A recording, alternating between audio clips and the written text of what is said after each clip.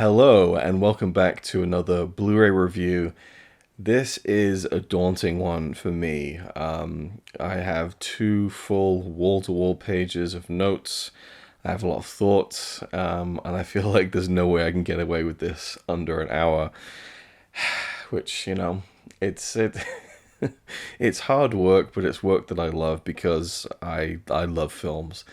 And this Blu-ray release and this film that the Blu-ray contains is really emblematic of how much I love films, how much I love physical media, and how much I love the format of Blu-ray all rolled into one. This was an incredible experience. I think this is one of the best Blu-ray releases of the year for Eureka. I can't say that blanket because I don't follow all the other companies with anywhere near as much dedication. But just for me personally, this is an incredible release in so many different ways, and it is spine number 280 in the Masters of Cinema collection, a long-awaited entry into the MOC line, and a long-awaited release on Blu-ray for this film for many, many years from people who follow Eureka and collect the MOC line. It is Pandora's Box. We literally have a box set of Pandora's Box.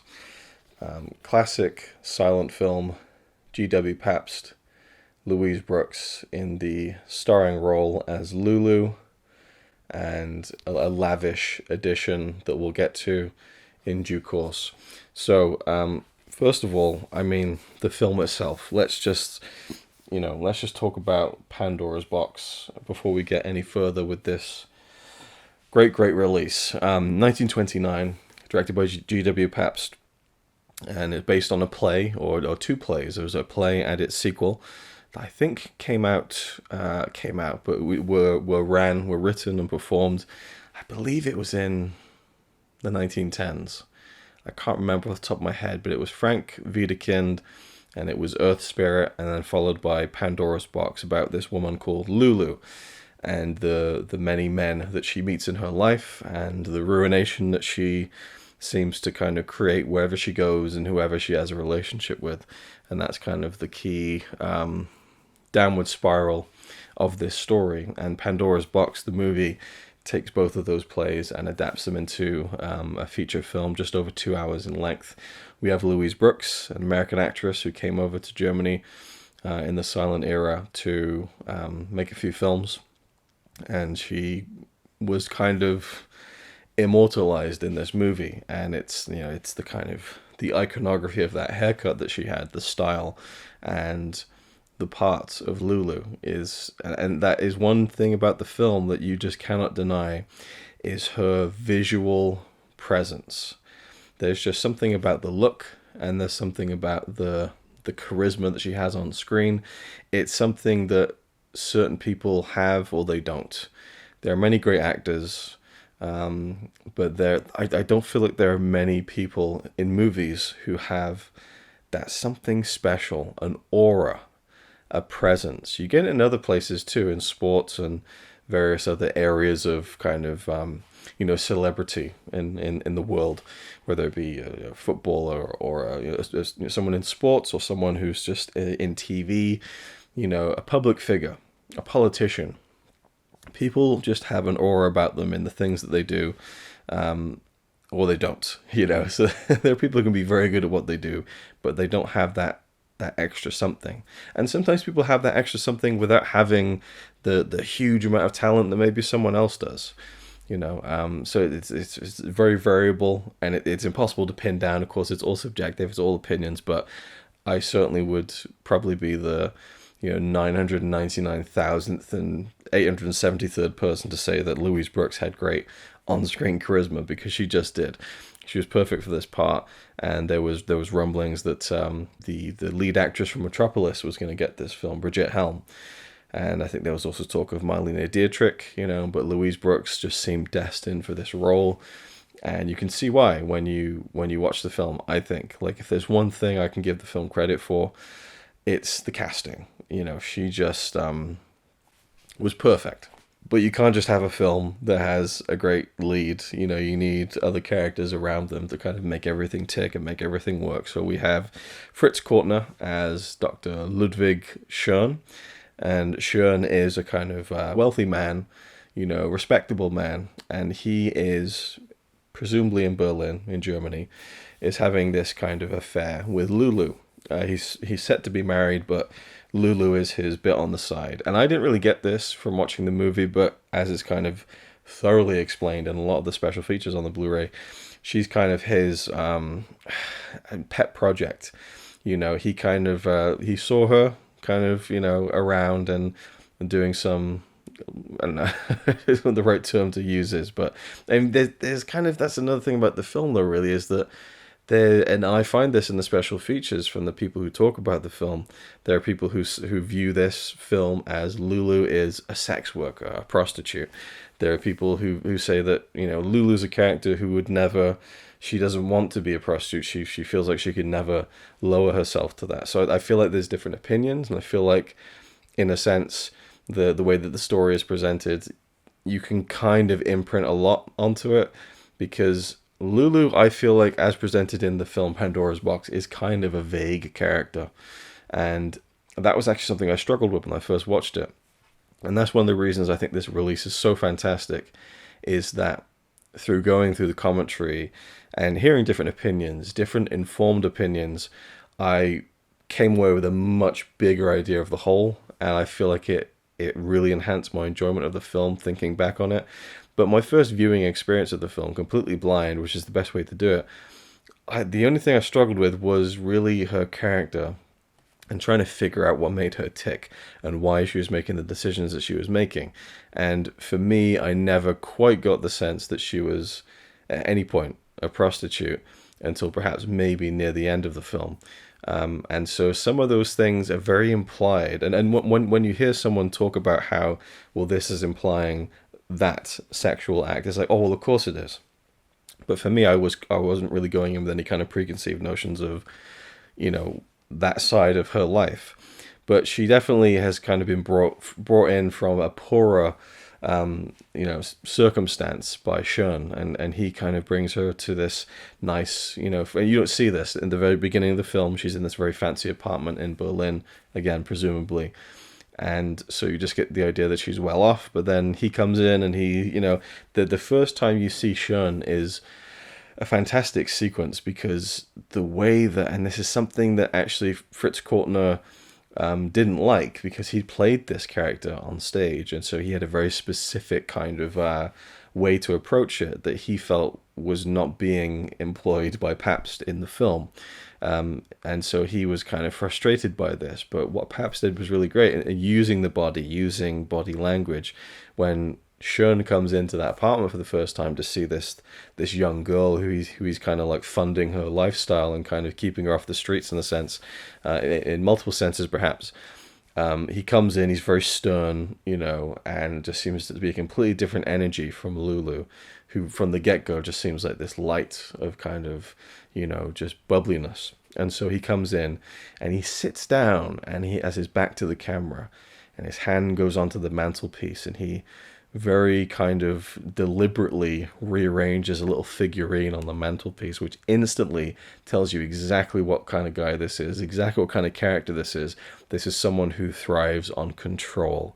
And the way that you just see his back in that chair, and the way that he's holding himself even, it just brings so much detail to a character right from the beginning, with no dialogue. You know, silent cinema, there was just different ways of going about conveying characteristics and traits, and using camera angles, or just using the staging of where the person is in front of the camera, right, is a great way to do that. I thought that was such a great introduction to his character. I knew exactly what kind of person he was based on that very simple kind of psychology of like, this guy needs everything in place. He's in control of this, and he wants to remain in control of this.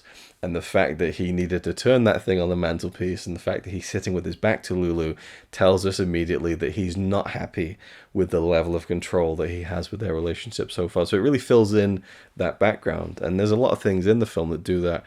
but I still do think that some of Lulu's motivations of where she was going and who she was seeing, to me, were a little bit obscure, because I wasn't sure if all the things that were happening around her because basically what this story does is it follows Lulu as things get worse and worse around her and for her. And in that way, it's a very bleak film, and it funnels to a very kind of tragic point. And so it's difficult for me or it was difficult for me because I was thinking, does she know she's doing this? Is she manipulative?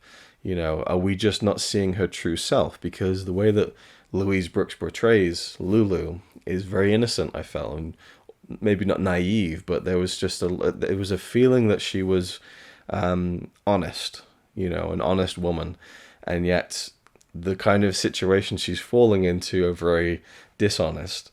And so I just was wondering, is there an extra level here that I'm not quite aware of, where she's just so good, the character is so good at portraying herself as honest and open to lure in men, or whatever the case may be with these relationships that she has with all the characters in the movie. And from what I understand in the original play, Lulu was kind of more conniving and more of an overtly kind of destructive character. And it may be the fact that just Louise Brooks had so much of a life about her, a liveliness, that kind of morphed the portrayal. I don't know, but that's interesting to me. And so in hearing some of the stuff in the special features about the play and things like that, it made me think about it more. And so, like I said, I came away from the film after having gone through all the extras and the essays in the book, and I felt like I had a much deeper appreciation of the film, because one thing I could say coming out of it was that the performances were fantastic, the cinematography was brilliant, the editing, felt really modern to me at times. Like, it's just so well put together in many different places. And you have this, I think it's an 8-act structure, so there's various different sections of the film that kind of broken up into kind of neat portions of her story. I really enjoyed that. And I enjoyed, again, the performances were really key. And I think that Fritz Kortner was just fantastic. There's a lot of, and I said this before, I'll no doubt say it again, when silent films, you sometimes get the actors who are coming from the stage. Maybe they're new to movies, and it's this kind of new medium as well. There isn't much for precedence for it. And they're doing the stage thing of playing to the back row. And so it's very loud and dramatic and expressive. And sometimes that can be very interesting and operatic and, different to the kind of maybe subtleties of acting, modern acting and film acting that we see these days. But there are many examples of really brilliant, subtle performances in silent cinema. And I'd say Fritz Kortner really has that in this film. There's just something about his relationship with Lulu, the possessiveness that he feels, and just the creeping sense of inevitability that he's doomed by her. There's even some of the melodramatic dialogue where he's like, to be with her would be suicide, like I'd be ending my life if I had a public relationship with a woman like her. But he can't keep away from Lulu. And there's a brilliant moment where also visuals are being used to portray the relationships between the characters, where Lulu is in front of a mirror and Schön appears behind her. Just the kind of looming figure of Fritz Kortner kind of appearing, and just the framing of it, the staging of it, like this is a filmmaker who's fully in control of what he's doing with the visual medium of film, and there's lots of like maybe heavy-handed symbolism. There's a kind of shady character who is like, he's no good basically, and there's maybe bits in the film where you think he might be a good guy, but later on there's a sequence on kind of a casino ship, and you really see how he's just out to get whatever he can get from anyone, including Lulu. And there's just this one shot where there's like an alligator or a crocodile, I can never tell the difference, hung high above him. And to me, that was just like Predator. He's preying on Lulu and he's sapping whatever he can from anyone. And so, maybe that's a bit on the nose, but there are many moments of that where there's little visual kind of even foreshadowing. There's a way that Lulu is sitting with someone at the beginning of the film that mirrors how she's sitting with them at the end of the film in two very different circumstances. So all that stuff was really interesting, and I spotted that the first time I saw it, and then the commentary in particular highlighted so many more instances of it. So I feel like this is one of those ahead of its time silent films where it's just like there's so much good filmmaking going on here with great performances wrapped up inside it. So it's not just Fritz Courtner or Louise Brooks. I would say Brooks is more of a kind of I don't know, she's a force of nature, you know, as opposed to like this brilliant performance. It's just she brings I hate to keep saying it, a light to the movie. And there are a few moments where like they really go heavy on like the twinkling eyes, and like the all of her facial features are just sparkling with the way that she's been shot, which is a bit overkill at times, but she is beautifully filmed in this. And it makes sense because as everyone in the film is kind of fawning over Lulu, we as an audience are kind of fawning over Louise Brooks, and she's shot accordingly to that, I think, which is pretty good. We have Francis Lederer as Alwa Schön, who is the son of Dr. Schön. He is also in love with Lulu. And so we have and that's another thing actually, well, maybe I'll just get into it now, but there's talk in some of the special features about how because Lulu and Alwa have a kind of budding romance, and she does end up marrying Dr. Schön through an interesting, series of circumstances. So now she is technically Alwa's stepmother, even though they're almost identical in age. You know, Dr. Schön is an older man. But there's talk in the special features of how this is now an incestuous relationship because she is his stepmother. I feel like, yeah, maybe on a technicality, but the fact that they're both the same age roughly, it didn't feel like a particular point was being made about incest, but there you go. So Alwa, very interesting character. I think he felt very bouncy and lively at the beginning, and then he goes through, I would say that Alwa probably goes through the biggest transformation in the film. I mean, definitely, actually, when I think about the breadth of his character's arc, it really is quite a stark difference. And I think that even just seeing what they could do with hair, even with Lulu later on, I mean, she has the signature bob haircut. There's one scene in the film where she doesn't, whereas she's slipped further. And now that part of her identity is kind of, is fading away. And right near the end of the film, she's living in dire circumstances and, can barely feed herself and the people she's living with. And yet she's still just trying to get that hairline back to kind of the bangs and the kind of the bob. And it shows you desperately her trying to cling on to that identity that she's lost. Just brilliant things like that. This film is so good at those little details that I can't wait to go back to it again and feel it more and not be more kind of focused on, well, what's Lulu intending? I feel like that kind of hampered my fuller experience of the film, which again is why I'm so grateful for all the context that the Blu-ray provided for me. We have Karl Goetz as Shigok, who is this very expressive character. He's this old man who alludes to a past with Lulu being her first patron, where someone who's kind of again helping her from less than favorable circumstances or desirable circumstances. And again, her past is kind of hinted at and not so much explored. And so I don't know, maybe that was just the one thing I got hung up on, was wondering what's really the truth about where she's coming from, and why is she the way that she is, and why is she so happy-go-lucky and seemingly carefree at times when she comes from such a horrible background. Maybe it's a defense mechanism, and so again, maybe this is a mask that she's wearing. But these are all interesting questions to ask yourself as you're watching a film, maybe even again and again. And so I like that. I like that the film isn't a very cut and dry, well, this is who Lulu is, this is where she came from, this is why she's that way, and this is definitely why she did this. And then you just have an objective view of her from the beginning till the end. I like that going back again, I might see something different, and that there isn't really that filled in character kind of detail where there's no room for interpreting or no room for wondering. And I like that. I like room to wonder when it comes to characters sometimes.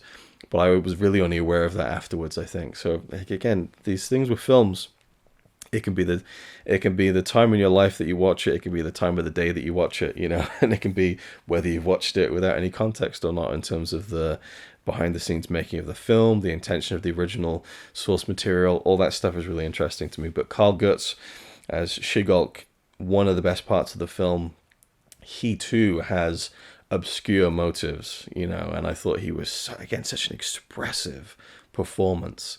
And there are times where I thought he was kind of a lovable rogue. There are times when I thought he was utterly despicable and a terrible influence on Lulu and a leech. There's just lots of things going on. There are lots of different emotions I felt from that character. And I just think that he was gifted with a very... I can never find a good term to use for people like him who just have interesting faces on film. There's not really, because I just want to say his face has character.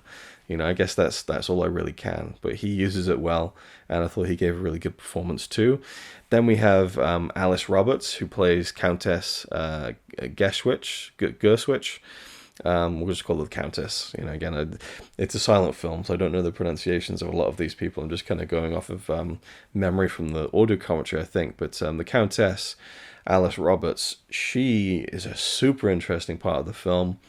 Is kind of cited in some circles as perhaps maybe the first kind of major overtly lesbian role in a film.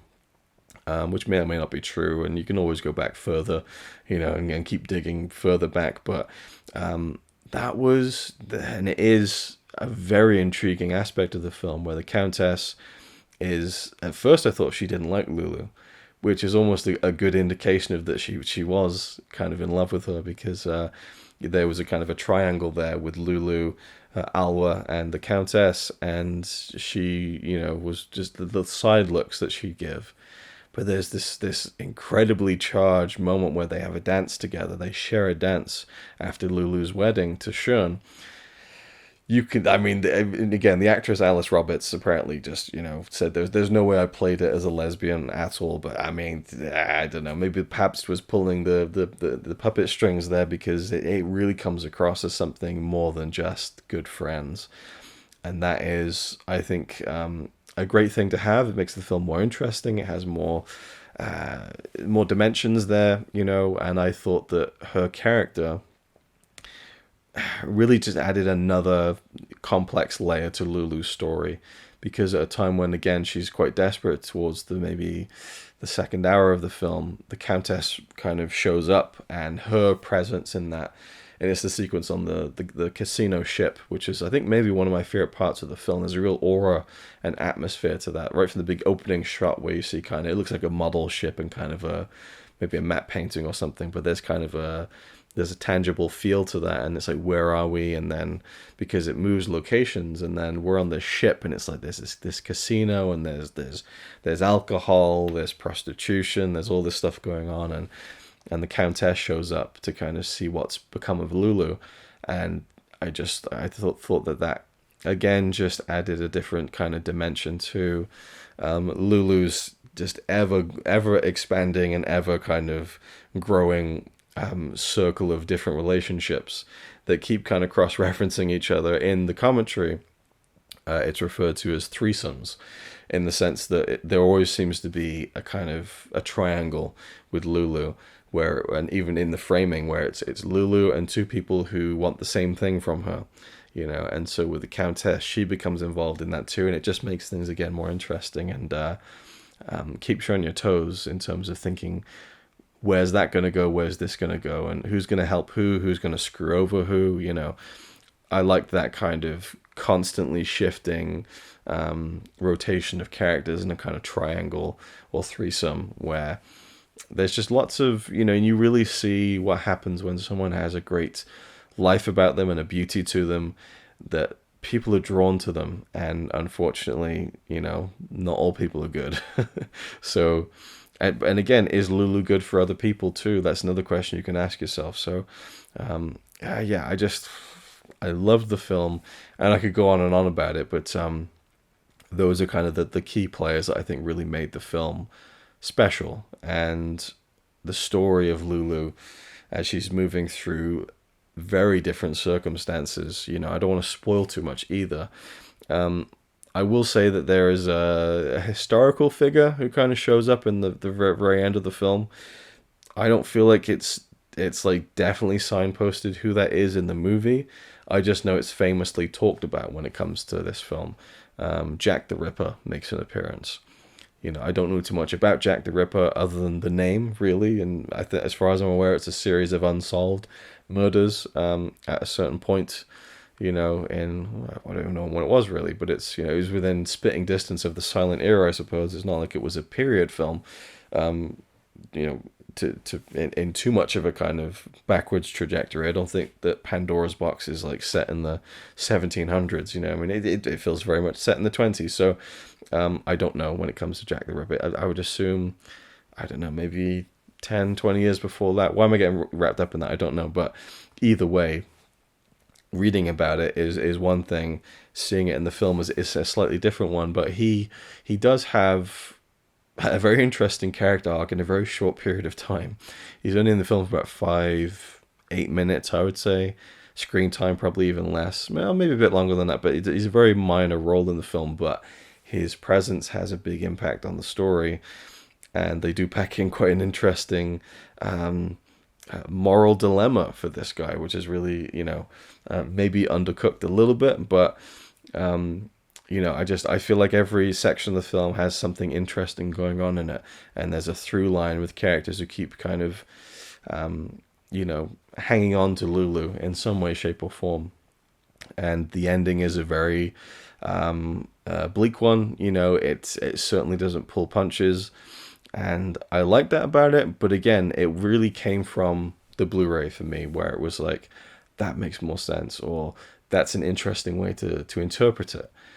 And then I would listen to something in the commentary and think, oh yeah, that's actually really, that makes a lot of sense. And then I'd listen to something, or watching one of the featurettes and hearing someone talking about the same thing but a different angle, and well, actually that is more interesting. Well, I don't know. So I like all that stuff. Not surprisingly, when this film was made and released, it was either censored or banned. Just even the notion of kind of, a lesbian relationship or even lesbian longing was swiftly recut in different markets around the world. The Countess became a close friend, and it's very, very, they would kind of cut around certain things and not have any of that implications. Alwa was no longer the son of Dr. Schön, so there's no implications of an incestuous relationship there. So, and again, all outright banned because of, again, the implied sex. Because again, you don't really see anything in the film, really. There's one shot where Schön is kind of shaking Lulu, and there's a close-up shot of her chest, and there's a bit of cleavage. There was a deep cleavage, but regardless, you don't really see anything, and also, again, like, there are moments in the commentary or the extras where they're talking about, the sequence where Lulu has sex with, and I'm like, wait, what? And I think, well, I guess she was, and it's one of those things where they just don't show it explicitly. So maybe that's my naive mind coming into it, where I'm kind of, oh, look at them, they're rolling around and having a bit of a smooch, but no, this means they're having sex. I don't know. But I could see why this caused controversy for sure, because it's, I don't want to say brutal. It's not a brutal film. Well, in some cases it may be. In some cases it may be. But it's, again, I'm trying to find different words other than bleak. But it doesn't pull punches, and, it leans into the darker side of this story. And in that sense, you talk about how, like, the character of Lulu was more immoral in the play, and having her be more innocently performed by Louise Brooks in the film, I think almost makes the dark subject matter around her even more impactful, because you have someone who just seems so full of light. Again, it bugs me when I can't think of different ways to describe the same thing. I don't know why. It shouldn't really matter, but it's like when I read a book and someone uses the same descriptive term in like 2 paragraphs, and I'm like, come on. I started reading Stephen King's It, and he used a very specific descriptive term, and then the next sentence used it again, and I'm like, come on, seriously? Pet peeve of mine in reading books or hearing myself talk. But she had, what can I think of to further describe Lulu? For a character who has so much, where's the thesaurus? can thumb through. She just she exudes an incandescent. I heard that in an EastEnders episode once, incandescence, and I thought, what's incandescence? That's how I know the term incandescence. She exudes something that is very positive, I would say, and through that positivity, you put that kind of positive energy and you place it into dark energy, in a sense of men who want her and, you know, want to sell her, or, you know, capitalize on her situation. You know, Shigok at the beginning kind of walks into a fancy apartment and just casually takes money from her wallet and kind of tucks it away in his jacket. You know, everyone's looking to get something from Lulu.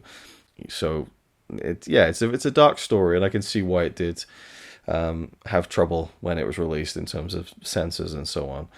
And I could go on. I really could. The cinematography was great, especially towards the end. The kind of the story moves through different countries, and in the end, I mentioned Jack the Ripper. We do end up in London, and there's a fog and a haziness to the cinematography that is just so atmospheric that I was really taken with it. Even though we're following Lulu into darker and darker circumstances towards the end, I'll leave it there for the film. I think I've waffled on far too long, but I thought that it was fantastic. So now we're gonna look at the Blu-ray, and this is definitely this may be the longest Blu-ray review I've ever done, or maybe not. I don't know. Maybe we'll power through this and not linger too much. I don't know. But first, just the packaging. You know, this outer box I think is absolutely gorgeous. You know, another Tony Stella piece. You get all the main characters in play there, but I just love his style, and it really fits Lulu there. That kind of profile image I think is really great. We have the spine, and nothing on the back. I've mentioned this before, but we don't really get anything on the back when Eureka do these kind of hard box releases. I do think that's something they could do something with, you know. It would feel like a rounder release if they did something with the back, but it feels like the first time they did it, there was nothing on the back, and so they've stuck to that kind of continuity, unfortunately. On the inside, I really love the different artwork we have, which is this very famous, well, I don't know if it's a famous, it should be a famous image of Louise Brooks if it isn't, but it is a very important part of the film, this photograph of Lulu. And there are actually a few instances of photographs of Lulu, and that's kind of delved into in the special feature. But I just love that image of her, and it makes for a great front cover of just the regular case on the inside there.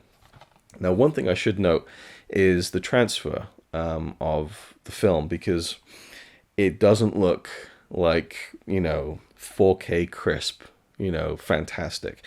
And it does boast a definitive 2K digital restoration. But there is actually a feature out on the Blu-ray, which I'll get to in just a second. Maybe not just a second. It might take a while to get there. But in fact, maybe I'll just leave that for then. I'll just say very briefly that no original camera negative exists for this film. And so what we do have is a miracle to begin with. And how they cleaned all that up, and how we have the transfer that we do on this Blu-ray is miraculous. It really is. And I just, you know, we should just be grateful that we have these things. But I thought it looked great. I really did think it looked great, especially with the limitations of what they had.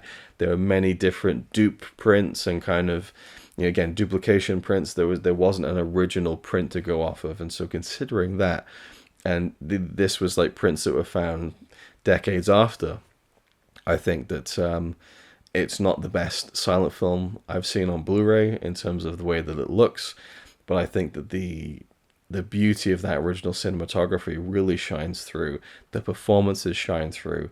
To get a film like this in high def, I think is something to be really grateful for. So I had absolutely no qualms with imperfections in the image, or the fact that it wasn't this super crisp, you know, incredible 4K, you know, restoration. I thought it looked great. We have an orchestral score by Pierre Rabin. There was a couple of instances of kind of synchronized sound stuff going on. I think there's a bit where the Countess is at a piano.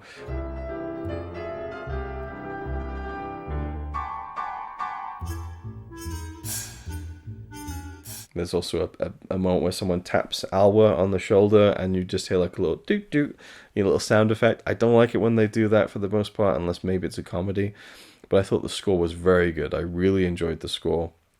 I don't know if there was an original score for this. That's something I always love, is when a silent film is retained, like an actual, you know, an official kind of composed score. Many silent films, well, most silent films, I believe, didn't have this, but I really enjoyed the score for the movie. But let's really dig into the extras. I mean, on the actual case here, just take another look here and kind of finish that, I suppose. But on the inside, it's not a reversible.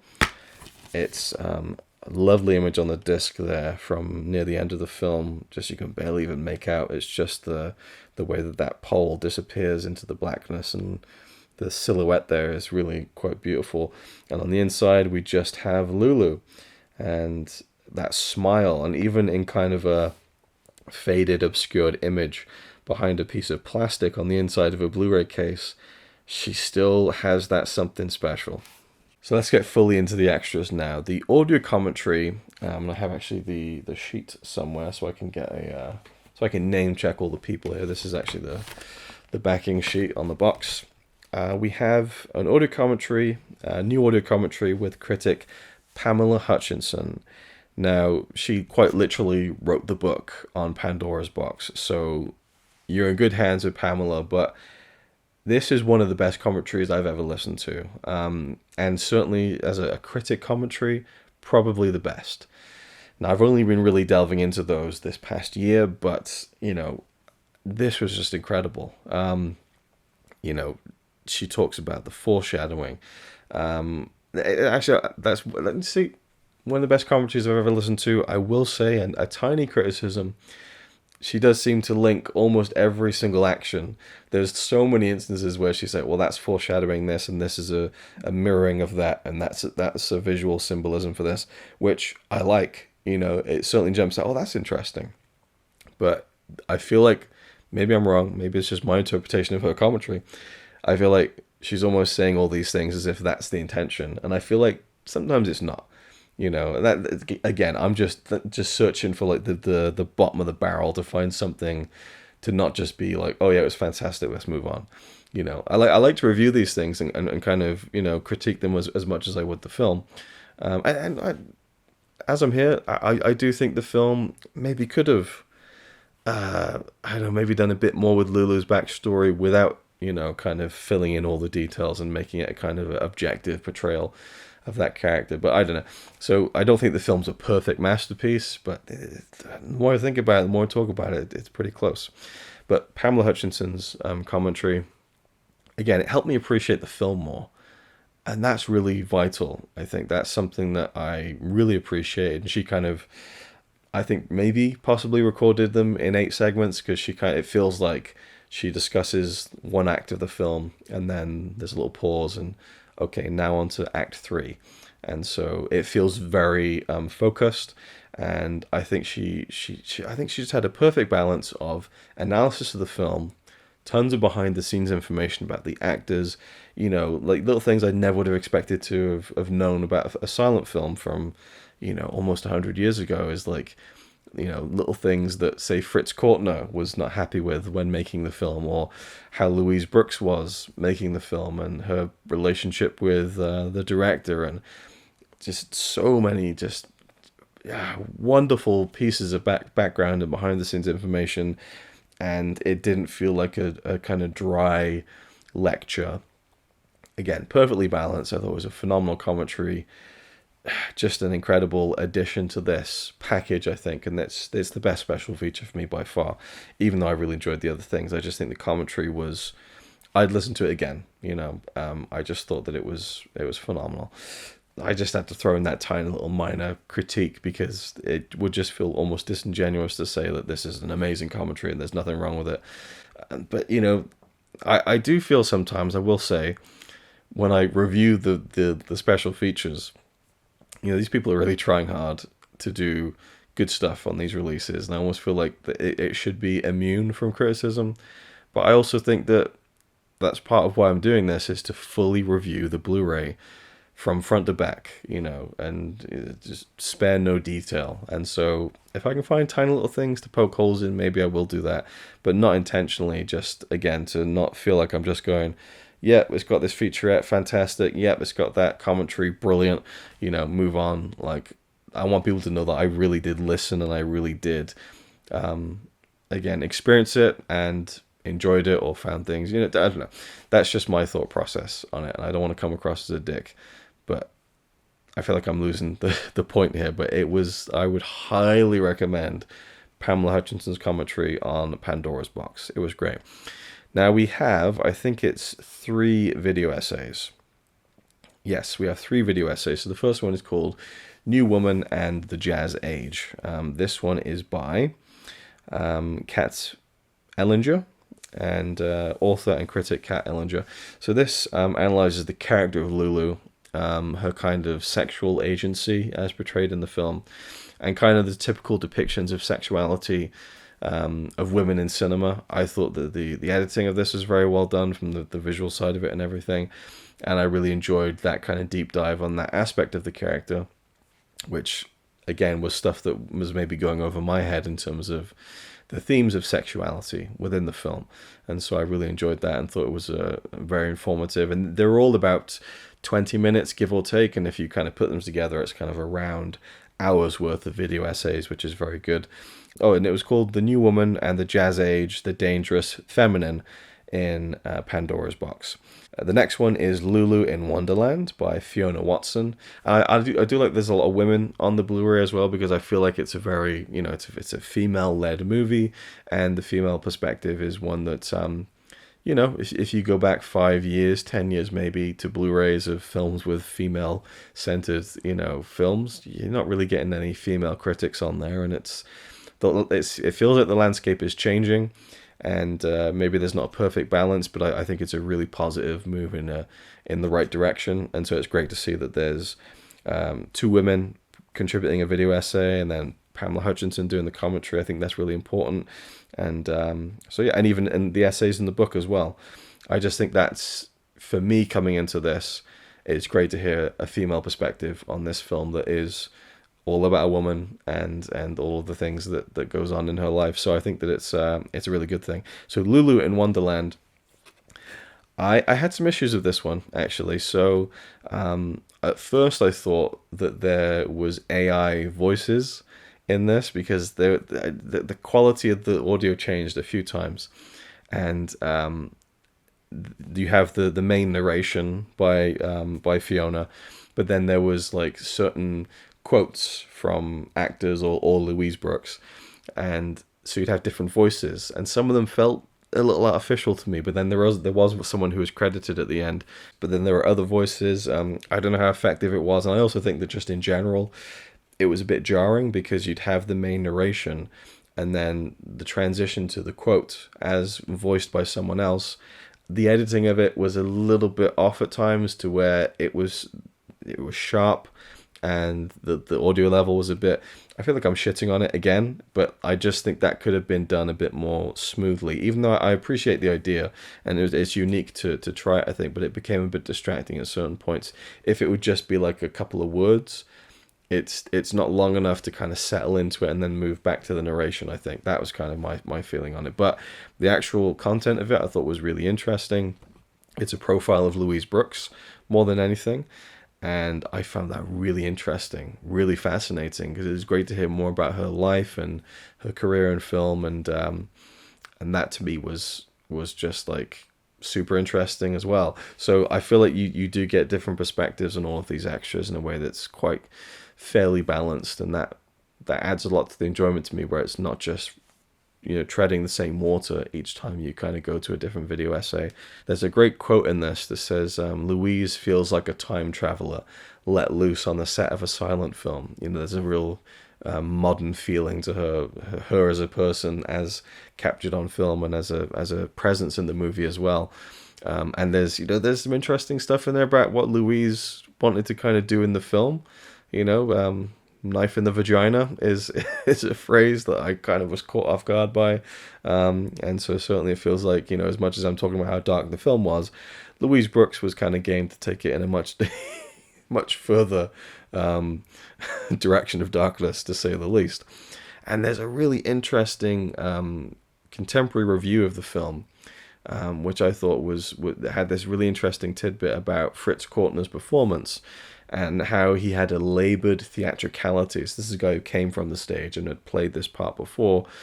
And the quote is that Fritz Kortner's labored theatricality clashes with Louise Brooks's naturalism, and that it's less revealing of her inexperience and much more revealing of the artifice of experience.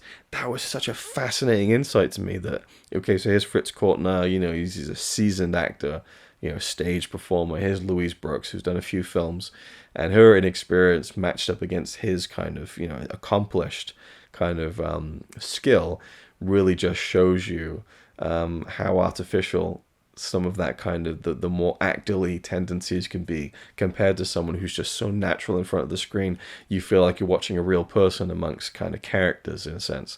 I just thought that was a really interesting perspective, and I really enjoyed it. So that was oh yeah, that's a really great point. I didn't really watch the film thinking, oh well, this is just showing how artificial performance is. No, but it's a really interesting point. I liked it a lot. And ultimately, this featurette covers Louise's whole life. So it's fascinating to me, and it really packs a lot in that kind of 20 minutes. And I thought that was really well edited. It was just the voices that, threw me off a little bit. In the Kat Ellinger piece, she also reads, I think, some of the same quotes from Louise Brooks, who actually would write about her film life in later on, decades after she'd retired, and she would write certain things, and kind of, I think she wrote a book about her experiences and stuff, but some of those quotes are used and kind of doubled up, understandably, in some of these featurettes, but Kat Ellinger just kind of does it herself. She narrates it herself, and I have experience doing that. I would sometimes make videos that I was commissioned to make, and I'd be doing narration and quoting certain directors or actors, and I just would kind of do my best to, just roll through it, I suppose. But I do like the idea of having kind of other voices do the quotes. I just think some of the I don't know, the mixing perhaps, or I don't know, it just distracted a bit and felt a bit. And I think maybe it was just the difference of quality, maybe, or the difference of tone that made it feel like it was an AI voice. And of course, these days we're just like, is that real? Is it AI? But I thought that Lulu in Wonderland was a great piece. Wonderfully written, and just again, just to see her beginnings, and kind of very briefly, obviously, but then to kind of get right to the end of her life, and there's a few pictures of her as an old woman, so that was really interesting to see. So I just thought that was a great piece. And then the third visual essay, video essay, they have this thing on the back where it's like, the new woman and the jazz age, a new visual appreciation. I'll leave that in for free. So we have a visual appreciation, and then video essay. Okay, video essay again. So sometimes it's like a visual essay, a visual appreciation, so on and so forth. So the last one is Godless Beasts by David Cairns. Now, right from the get-go, right from the jump, this has an excellent opening montage.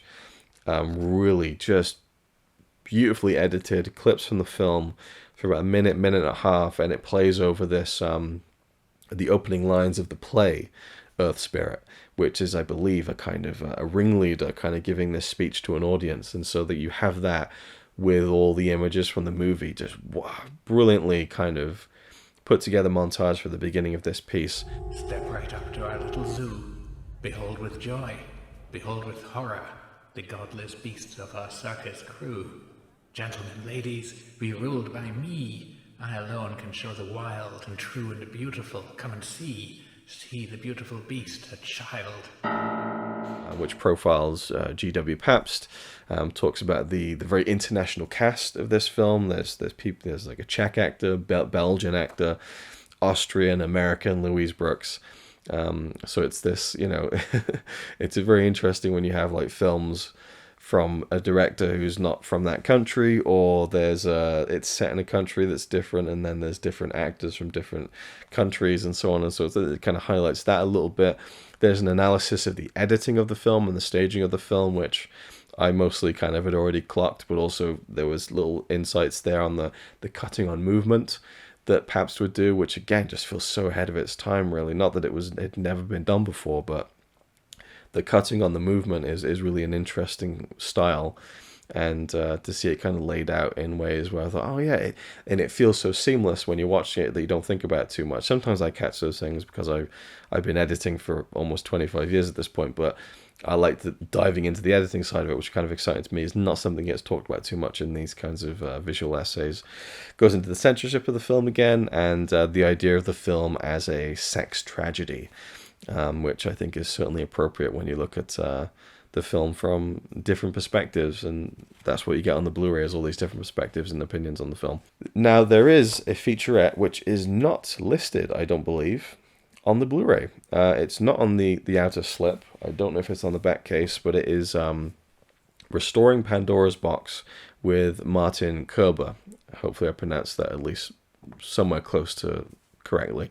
So this is about an 8-9 minute featurette, and it's about the restoration of the film.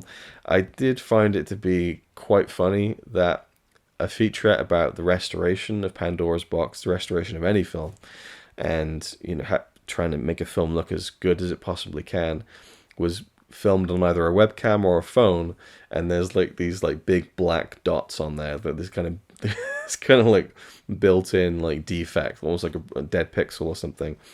It was just funny to me that this featurette was not shot very well and had kind of a digital glitch on it. It was also kind of a funny twist in a way, but the content of it was fantastic, and so I'm glad that it was included regardless. And so he's been involved with, actually, I might be mixing my kind of, I have notes on some of the extras.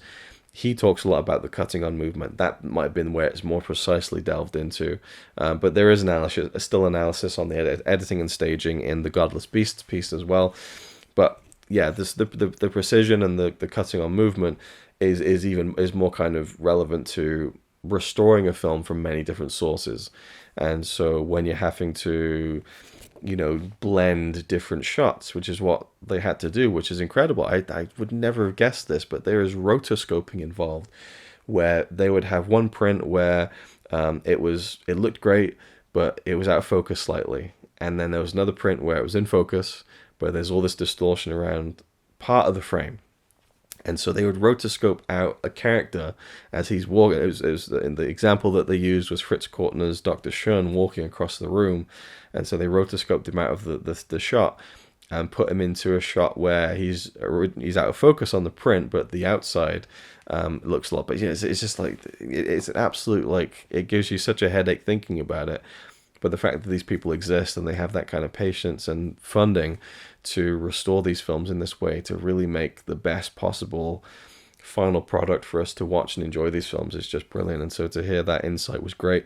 I would have loved more of it. I could have sat there listening to him talk about all the different technical tricks that they pulled off for an hour probably, but I just thought that was super interesting to have it, and it was kind of like a bonus special feature that wasn't listed when the thing was announced, and it's not even on the back of the listings here. And it was also brought up that Hugh Hefner was involved in this restoration project many years ago, and so I went back and checked, and at the beginning credits of the film it does credit Hugh M. Hefner. And just Hugh Hefner, of all people, being involved in this film, or involved in the restoration of the film, was something that was, there's kind of a twisted irony to that, I thought. Now we have in this set a really gorgeous booklet, which is about 60 pages in length, and on this front cover here we have just a beautiful image of Louise Brooks that just evokes the time period, it evokes the film. Nothing on the back, unfortunately, but it's a very classy booklet. And opening up here we have Schoen, and we have Lulu, the kind of, again, the twinkling in her eyes, the way that she was shot. We have the contents, and a quote there from Louise Brooks from Sight and Sound, 1965. Pabst's genius lay in getting to the heart of a person, banishing fear and releasing the clean impact of personality that jolts an audience to life. And we have an interesting shot there of Lulu and Jack the Ripper. So inside we have, there's that great image of her again. We have the cast list, and just the art direction, director of photography, and so on, adapted from Frank Wiedekind's plays. And the first essay we have here is by Imogen Sarah Smith, Vital Spirit, Louise Brooks, and Lulu. So this one, which is, I really like the layout of this book. It's like there's like a kind of background texture even to the pages where it's not just white, and I just like the look of it, and you would get some nice images from the film. I even like the black strip at the bottom there that has the page numbers. It's I love the images in this book. They're just really nice to look at, and that image here with Lulu and the men kind of just swarming around her, the men leaning in to kiss her on the cheek. I mean, it's just so visually indicative of, again, what this film is all about, really. And so this essay, Vital Spirit, it kind of breaks it up into kind of three sections: before Lulu, and after Lulu, and Louise Brooks's life. Is a great profile on Louise Brooks, and again, this seems to have different ideas, and especially in relation to who Shigulk is, because in the film, at one point, Lulu says, "He's my father," which completely changes the dynamic of their relationship, really, because he seems almost lecherous at the beginning of the film. But is she just saying that? I don't know if we know that to be true, and I think in the play it was hinted at but not confirmed. And so, again, I feel that there's different ideas from different people of he is her father, or he might be. And I feel like some people feel it's definitive, some people don't. Great read, I thought, talks and really waxes lyrical on Louise Brooks, and that was interesting because she kind of talks about how critics and fans alike will, again, kind of just be so poetic in the way they describe Louise Brooks. They just can't help themselves but use this flowery language to kind of describe how beautiful she is, and then she goes and does the same thing. But I understand it, and it's maybe I can just like flick through here and find a different way of describing Louise Brooks rather than just she had a light to her. If I can find an example here, and I'll just and I'll read it out to you. Okay, so this isn't really what I'm talking about precisely, but one of her earliest critical champions, Lottie Eisner, wrote that on screen Louise Brooks exists with an overwhelming insistence. So there's you get these things where it's like she does get kind of idolized a bit, and maybe rightfully so. I mean, there's an iconography around Louise Brooks, and specifically like her performance as Lulu, I guess. And I had seen her in The Diary of a Lost Girl, previously released on Blu-ray by Eureka, and I really enjoyed that, but I didn't feel the oomph, the arrival of Louise Brooks that everyone seems to feel from this film, Pandora's Box, that it was such an iconic kind of performance and on-screen character. And again, another way of describing Louise Brooks here is that she had the luminescent beauty of the silent screen. Luminescent would probably be a good term to use, but it really, you get the profile on the Blu-ray, which is very good, but the essay dives deeper, has more information. You can do that in an essay, I think, and so just well researched, really interesting. I thought it was great. And then if we go a bit further, we have the second essay, which is an interesting one, actually, by Alexandra Heller Nicholas. This is The House That Jack Built. At times, maybe a bit too wordy for my tastes, but it focuses on the nature of Lulu's character and how fate and morality works into that. And I found it to be quite a good kind of analysis of that, and something I didn't really think about too much as I was watching the film. And yeah, I liked it, but I definitely preferred the first, I think. It's another good image there of Lulu in her kind of bridal gown, and we have the Countess there during their dance, and Dr. Sh. That's a great image, actually. That encapsulates one of the threesomes that Pamela Hutchinson was talking about in her commentary. And yeah, so again, I really just think, leafing through this again, it's just a definitive presentation of a film. You know, great images here. It looks fantastic in the book. And then in the back there, wow, that's a really great duo of images. And the way that they're kind of vignetted into, you know, in the center, and then it goes out into darkness is really, really great. So the booklet, brilliant. And the release itself, in its totality, for me, is a 10 out of 10. Phenomenal piece of work. Everyone involved, you know, round of applause. I just thought this was brilliant. Loved the film. Had a few qualms with it, and then all that melted away with all the extras. And yeah, I managed to do it in maybe just under an hour. I don't know. We'll see how the edit works out, but it wasn't Valley Gold levels where I just had 10 hours of extras to talk about. But I can't really say more. Yeah, you know, I can't heap more praise onto this than I already have, I don't think. And leafing through the booklet again, I just saw so many other great ways to describe the film that I just wasn't able to access with my brain. So yeah, it is a film that deals in, it's a sex tragedy, you know, it's about fate, it's about morality and shame or lack of shame, and so there's just so many good things going on, and it's definitely a film I think that would reward multiple viewings. It's a film that's in the book 1,000 Movies You Must See Before You Die, so I'll no doubt be talking about it again at some point in the future. I'm going to leave it a while, watch it again, and see how my opinion on it changes the next time round. But Pandora's Box, one of the best releases of the year for me. I think it was worth the wait. I remember when Diary of a Lost Girl came out about 10 years ago, maybe 9 years ago, and everyone's like, where's Pandora's Box? Where's Pandora's Box? And it was just almost every time Eureka would be like, okay, our announcements are coming up this week. What do you guys want to see? Pandora's Box. Everyone's jumping on Pandora's Box. It almost became too overhyped for me. But now I truly see the light of Louise Brooks, of Lulu, and Pandora's Box. Thank you for watching. Hope you enjoyed, and I'll see you in the next one.